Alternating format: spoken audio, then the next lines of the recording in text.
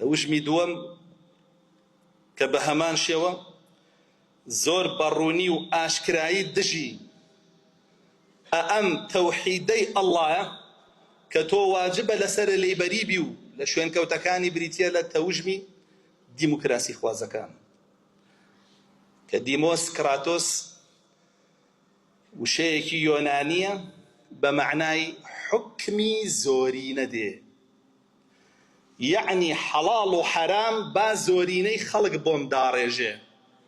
بەچی دایڕێژێ؟ بە عیبادەتێک کە پێی ئەوترێ دەنگدان بۆ عیبادەتە.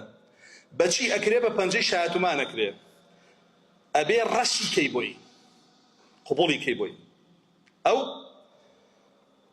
کۆ ببێتەوە لە ناو مەعبەدێکە کە پێی ئەوترێ کوفر لەمان، لەوێ حرام و حەڵاڵە بۆ داڕێژێ.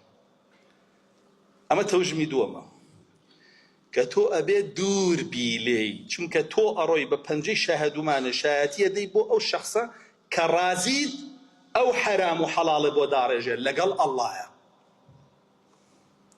کە ئەوەش کوفرە، چکە ئەڵڵا سبحانه وتعالى فەرمێ ولا يشرك في حكمه أحدا، ڕازی نییە کەس لە حکمەکەیە شەریکی بۆ بڕیار بدە.